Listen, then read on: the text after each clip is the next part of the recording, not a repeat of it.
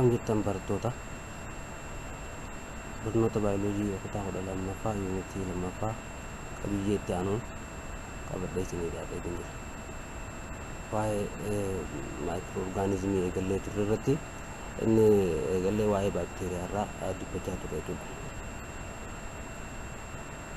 Baakteeriyaal seel wooliidha jechuudha fi irraa mee haalaan structural characteristics of bacterial cell wall.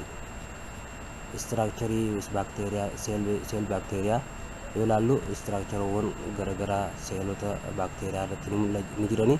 Isaan keessatti capsulin, cell wallin, cell membrane, cytoplasmin, chromosome, plasmid, endospore, pilus, flagellum, outer membrane wani jechuudha.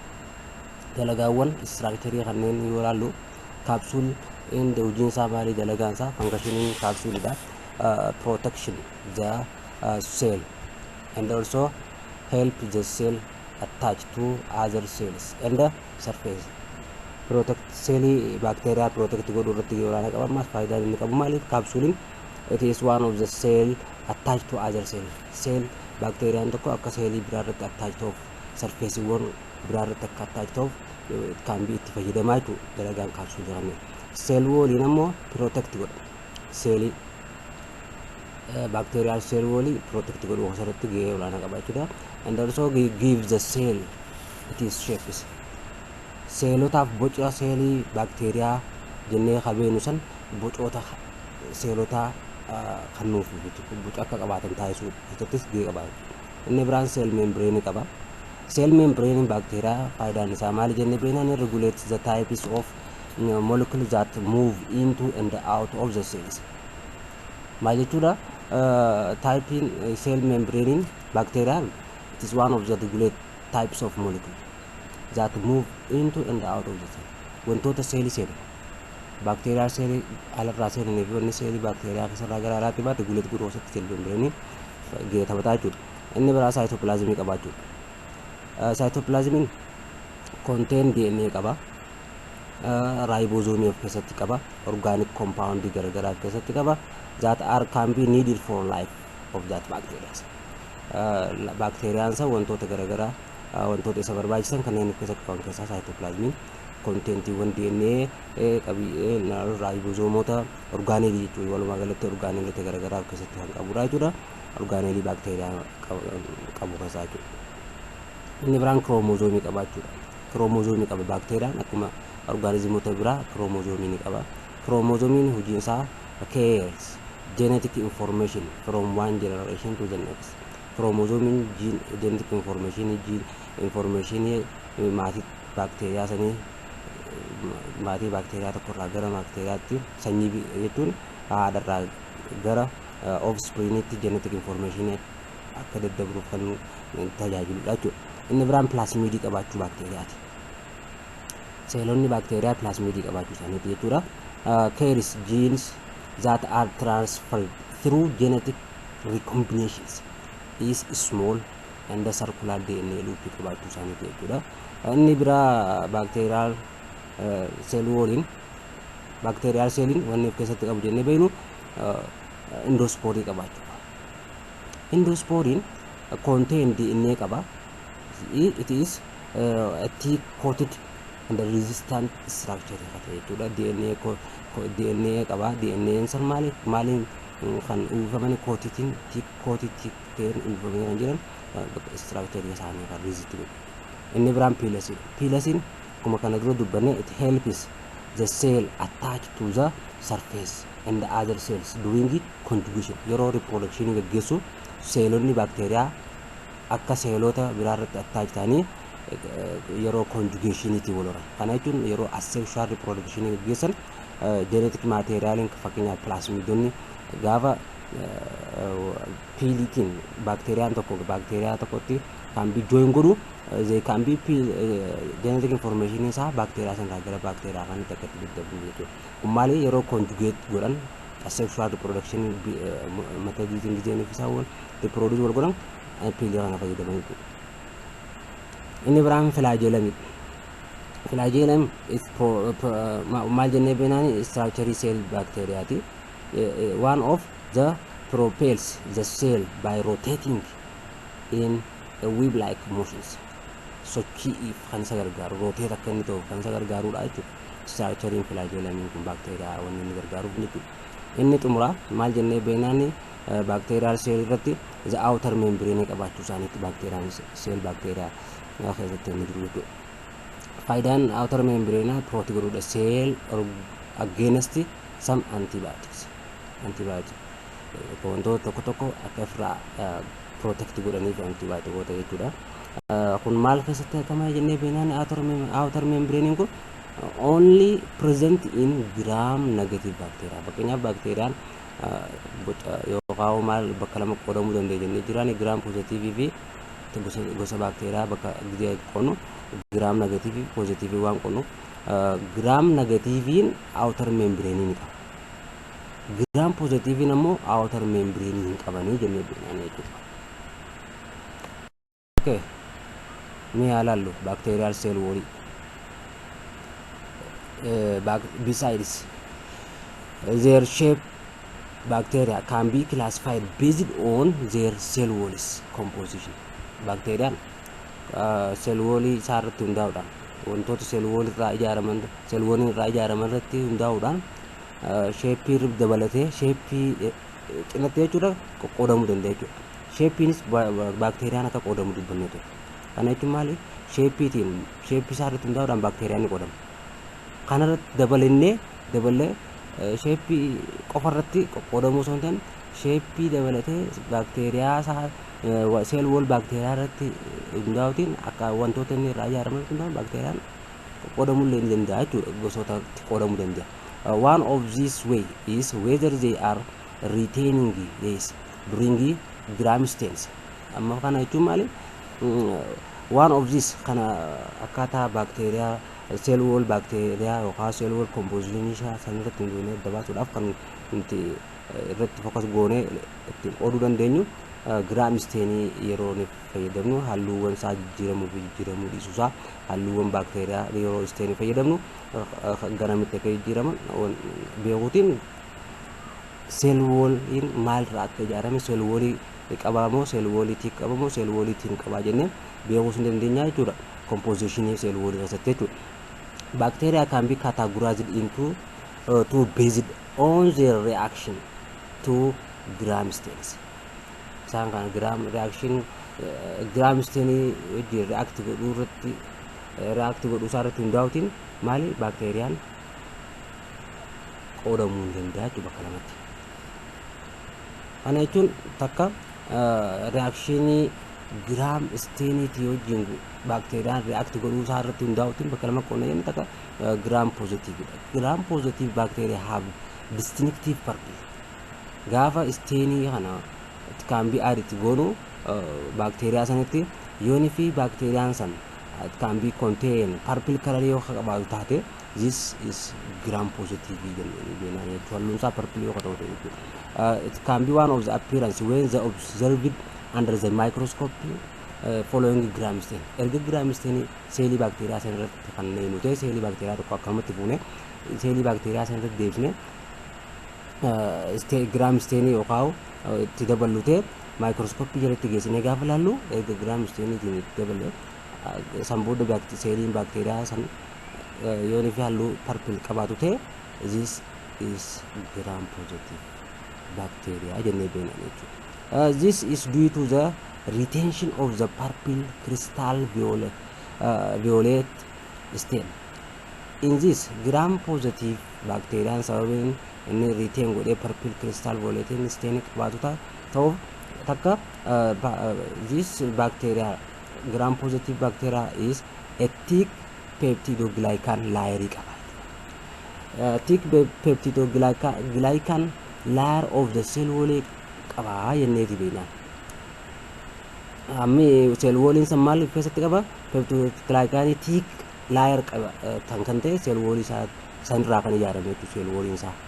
For example fakkeenyonni gram positive bacteria jenneen beeknuun all staphylococcus bacteria and also the other all Coccidobacteria fi some Listeria species of bacteria example fakkeenyota gram positive bacteria jedhamuutiin beekamu jechuudha. Inni lammaffaan stain reaction stain gram stain ti wajjin godhuun lammaffaan kan bakka inni qodamu jennee beenu lammaffaan gram negative bacteria. Gram negative bacteria loss crystal violet stain loss godhachuu crystal violet stain. That means and take color of red counter stain. Maal jennee beenani inni gram negative bacteria halluun isaa red yookaan maal jennee beenani pinky dha jennee beena. Yookaan bifa halluu pinky qabaachuu qaba yookaan halluun stain goone microscope jalatti yookaan laallu ta'ee seerisan bacteria seeri bacteria yooni fi halluu red and pinky qabaatte gosni bacteria sani gram negative bacteria jennee beena. These characteristics of bacteria have the cell wall composed of thin layer of particular substance which known as peptidoglycan. Cell wall inside cell wall bacteria gram negative thin layer of peptidoglycan right. Positive gram positive namo thick peptidoglycan layer right. Cell wall bacteria inside centra jarame jenneti beenane to. They have relatively thin cell wall composed of a few layers of layer peptidoglycan wat qura yarama yetu waluma galati gram positive bacteria cell wall inside.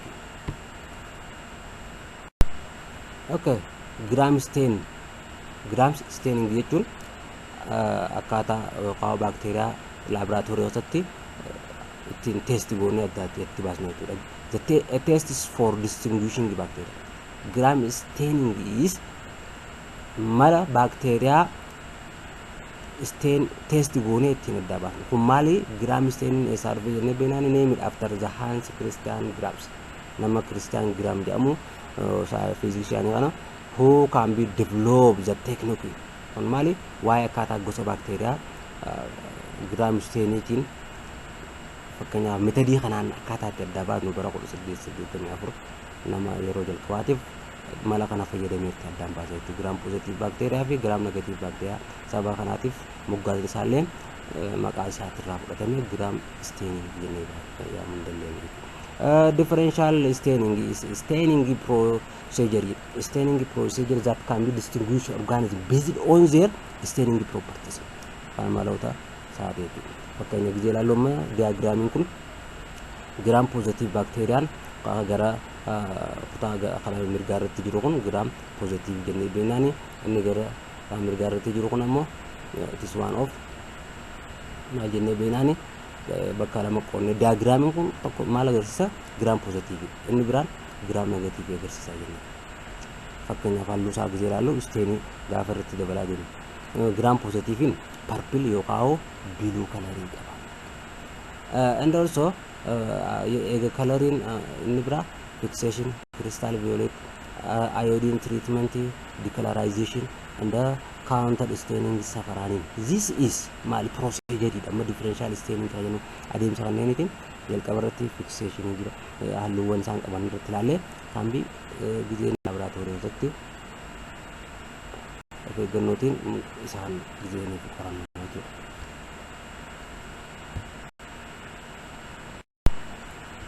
Maali garaagarummaan gram negative fi gram positive bacteria jidduu jiran teebiliin kun kan isaan nutti agarsiisa.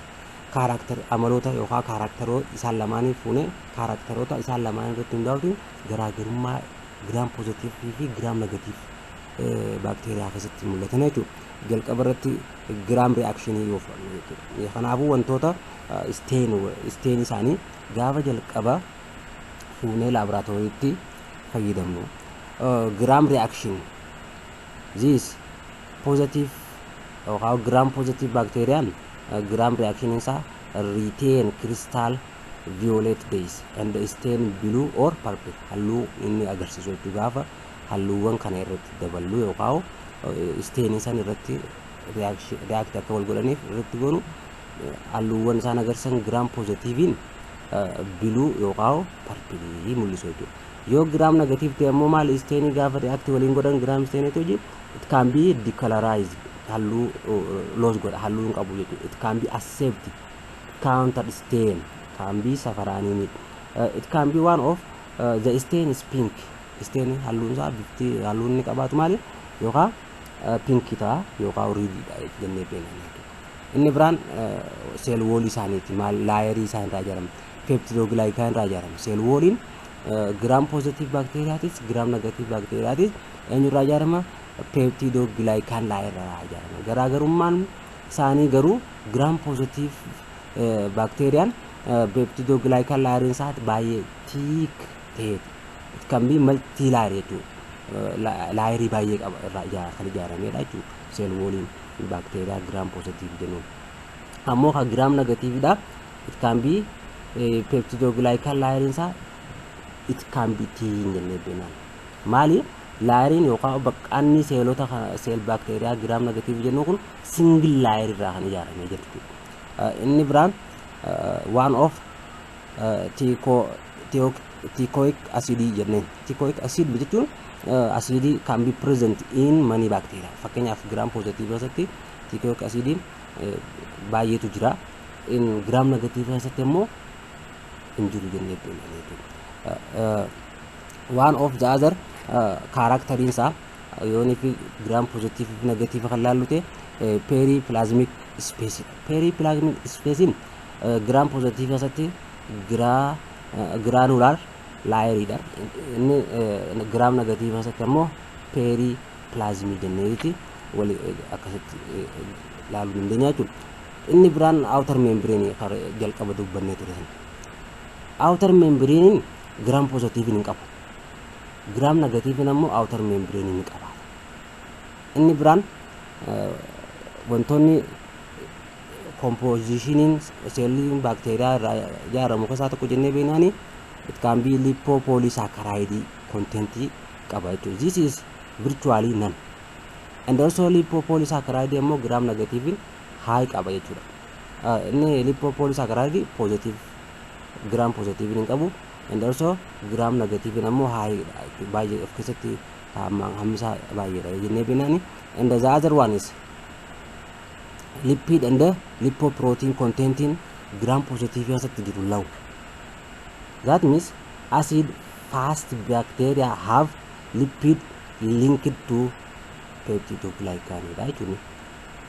And also in the gram negative bacteria keessatti lipid and lipoprotein contenting jiran high because the presence of outer membrane waan qabuuf.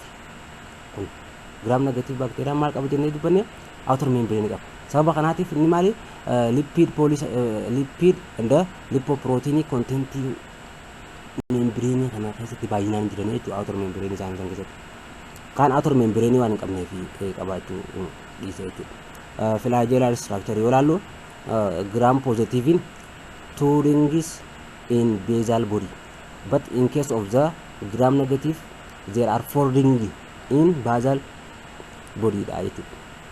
Inni xumuraa jennee asirratti mul'atu diagraamii fuula kanarra jirurra it can be toxins produced summii produce godhuu keessatti wantoota poisonous qabaachuu keessatti inni biraa inni kun maal jennee beeknaani gram positive in exotoxin. Paartiiwwan exotoxin jechuun kutaa toxin isaa gara alaatti summaa qabaachuu jechuudha. Inni biraan endotoxin jennee beeknaan fi exotoxin ni qaba. Kun amma lachuutu ni qabaata jechuudha. Endotoxin ni qaba gram negative exotoxin ni qaba jennee beeknaan jechuudha. Itti fufinsaan maal jennee beeknaan ammas garaagarummaan gram negative gram positive resistance to the physical distractions wantoota isaan balleessu irraatti soosatti gram positive high dha gram negative ammoo low dha jennee beeknaan cell was disruption by the lysosome gram positive ammoo high dha gram negative ammallee low dha. Kun maal jechuudha it requires pre-treatment to destabilize outer membrane jennee beeknaan and also susceptibility to penicillium sulfonamide qaba jechuudha. kan isaan of keessa qaban amma kanneen qaama jedhee haayiidhaaf giraam pozitiivii keessatti ammoo giraam negatiivii keessatti laawiidha jennee biraanii. Susceptibility to the streptomycins and they are chloroamphenicol and tetracycline kan gram positive keessatti laawiidha, gram negative keessatti ammoo haayiidha. Inhibition by basic days gram positive haayiidha, gram negative laawi qaba. Susceptibility to the anionic detergent gram positive qaba, gram negative ammoo laawi qaba jennee binaanii. Kun garaagarummaa gram positive fi gram negative bacteria wantoota isaaniitti jiran garaagarummaa isaanii guddaadha jechuudha. Inni biraan nutrition, all types of bacteria mala nyaata gosoota nyaata bacteria jennee qabeenuuni akkaataa isaan nyaata mataa isaanii ittiin produce godhatanii jennee beeknu. Malli nyaata isaanii maalidha amma? Bacteria have evolved many mechanisms to acquire the energy and the nutrients they need for growth and reproduction. Maali bacteriaan maloota garaagaraa fayyadamee energy isaa qopheessuu, energy qopheeffachuu, nutrientii garaagaraa qopheeffachuu kan maaliif gargaara jennee beeknu? Faayidaan nutrientii energy isaan barbaachisuuf they need what growth, akka bacteriaan growth ta'uuf, and also bacteriaan akka reproduce godhuuf, reproduction isatti akka godhuuf. Many are autotrophs. Baay'een isaanii bacteriyoonni maali? Autotrophiidha. Kana jechuun maali? Organisms that obtain their carbon from inorganic compound. Autotrophs bacteria that obtain energy from sunlight are known as photoautotroph. Those that harvest energy from inorganic chemical are chemoautotrophic. Amma bacteriaan maalirratti hundoofne warreen gosoonni bacteria autotroph jennee beeknuun kun gariin isaanii photoautotrophiidha, gariin ammoo chemoautotrophiidha. Kanaaf autotrophic jechuun kanneen ofii isaaniitiif annisaa fayyadamanii energy mataa isaanii fayyadamanii nyaata mataa isaanii warreen produce godhanii jechuudha. Kanaaf maal jennee beeknaani? Photoautotrophic can be types of bacteria that can be obtained their energy from sunlight, and the other bacteria that can be harvested energy from inorganic chemical are known as chemoautotroph jennee beekna.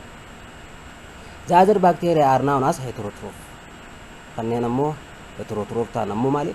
Organismiin kanneen that can obtain at least some of their carbon from inorganic molecule like glucose fayyadamanii jechuudha. Inni biraan maal jechuudha? Heterotroph bacteria that obtain energy. Heterotrophiin ammoo maali? Akkuma autotroph sanitti innis kanneen heterotroph jennuun energy from sunlight irraa fayyadamuutiin kan be produce godhan. These types photoheterotrophs jedhamuun beekama. Ammoo inni kaan maal jennee beeknaani? Those that harvests energy from inorganic chemical. This is known as chemoheterotrophs jechuun beekama. Source of energy includes source of energy isaan keessaa qaban keessaa jennee beeknu bacteriyoonni light energy qaban. They are one the energy derived from oxidizing organic or inorganic molecule. Annisaan isaanii madda annisaa bacteriyoota jennee beeknu gariin light energy annisaa ifaati. Inni kaan ammoo oxidize godhuudhaan organic fi inorganic molecule oxidize godhanii energy isaanii kanneen qopheeffachuu dandeenye jechuudha. Phototrophiin ammoo use light as their energy sources. Chemotrophiin ammoo obtain energy from what? Oxidation of chemical compound like organic fi yookaan inorganic irraa jechuudha. Annisaa akkaataa saniin chemoon organic chemically oxidize godhuudhaatiin annisaa isaa produce godhata. Photon ammoo from light irraa annisaa isaa produce godhata jechuudha. Bacteria also have only two sources of electronic. Inni electronic isaan irratti hundaa'uudhaan source electronic isaanii lama jechuudha. Annisaa isaa irratti hundaa'uutiin ammoo maal jennaani? Kaan annisaa isaa lightidha, kaan madda annisaa isaa chemical compound jechuudha. Yoo lithotrophs laallutee that means rock eaters use reduced inorganic substance as their electron sources. Lithotrophin reduce godhuutiin inorganic substance tokko electron isaa produce godhu electron source isaa produce godha jechuudha. Inni biraan ammoo organotrophic kan jennuun extract electrons from reduced organic compounds. Kanneen yoo ilaalle photo lithoautotrophs kan jennu yookaan photo autotrophs jechuu dandeenya. Use light energy and have carbon dioxide as their carbon source. Kanaaf photo lithoautotrophs kan jennuun kun anniisaa ifaa ni fayyadamuudhaan akkasumatti they have what carbon dioxide fayyadame carbon dioxide maddi carbon isaa maali carbon dioxide jechuudha. As carbon source kan itti gargaaramu. Kanaaf fakkeenyonni photosynthetic bacteria fi cyanobacteria kan jennuun employ water as what as electron donor and also release oxygen.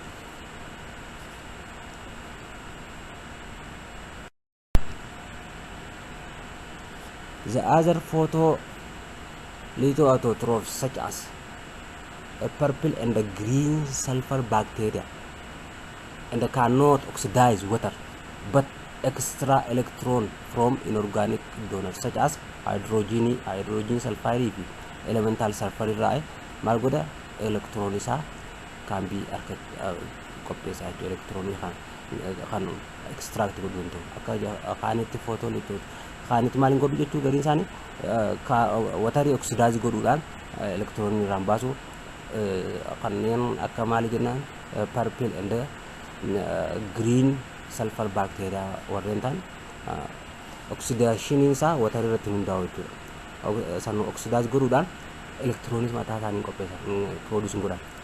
Instead of water it can be extract their electron from what inorganic donor. Kanneen akka hydrogen sulfide fi elemental sulfur irraa electron isaanii maal godhanii produce yookaan extract godhuu dandeenye jechuudha. Inni biraan ammoo maal jennee binaanii lammaffaan chemo organo heterotrophy. This chemo heterotrophy jechuun dandeenya. Kanaaf maal jennee binaanii kun use organic compounds as source of energy. Source of energy isaa maali can be one of organic compound that chemo and also source of energy hydrogen electron and the carbon akkasitti produce godha jechuudha. They are nearly all pathogenic microorganisms are chemo organo heterotrophic. Warreen microorganisms pathogenic ta'an yookaan dhibee namatti qabsiisuu danda'e yookaan dhibee fiduu danda'an jedhamanii beekaman orgaanizimii xiqqoo dhibee fiduu danda'an jennee qabeenu keessaa irra jireessaan warreen gosoota baakteeriyaa chemo organo heterotrophic kanaa jechuudha. Yoo ilaallu table in short the major nutritional types of microorganisms jennee nutritional type carbon source isaanii energy source isaanii electron source isaanii fi one of the representative microorganisms kan jennuun isaan gosa baakteeriyaa wantoota kanneen qaban jennee beenuun keessaa nutritional type isaanii ammoo ilaallu photo lithoautotrophs kan jennuun carbon source isaa carbon dioxide dha. Energy source isaa ammoo light dha. Electron source isaa inorganic electron donor dha jennee beenaan. Gosoonni baakteeriyaa kana warreen fakkeenyonni gosoonni isaan kanaa jennee beenuuni purple green sulfur bacteria cyanobacteria warreen photo lithoautotrophs ta'anidha jechuudha. Photo organo heterotrophic kan jennuun ammoo carbon source isaa ammoo organic carbon dha. Energy source light dha. And also electron source organic electron donor dha. Isaan kanneen gosoonni baakteeriyaa kanneen kan photo organo heterotrophic jedhamanii beekaman purple non sulfur bacteria fi green non sulfur bacteria jechuun beekaman jechuudha. Chemo lithoautotrophs kan jennu carbon source isaa carbon dioxide dha. And also energy source isaa ammoo inorganic chemical dha. And also electron donor isaa inorganic electron donor dha jechuudha. Gosoota baakteeriyaa keessaa sulfur oxidizing bacteria, hydrogen oxidizing bacteria, methanogenic nitrifying bacteria, iron oxidizing bacteria isaan kunneen. keemo dhiitoo heterotrophs jennuun organic carbon source dha sa and also energy source sa inorganic chemical dha electron source namo inorganic electron donor dha and also some sulfur oxidizing bacteria gosoota bakteeriyaa saniiti jechuudha. Kana fakkeenya qabeenyati viidiyootu kan inni keemo orgaanoo heterotroph kan jennuun ammoo carbon source organic carbonidha.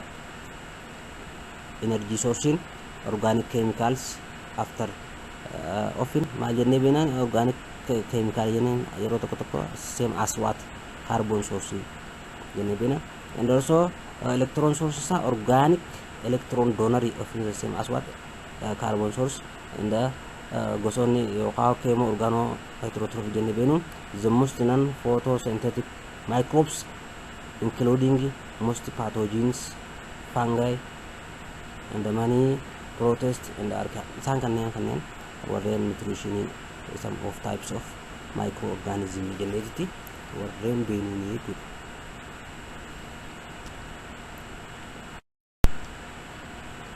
Okay, barattoota keenya qabiyyee barnootaa keenya yeroo kanaaf kanuma fakkaata waan daawwattaniif galatooma.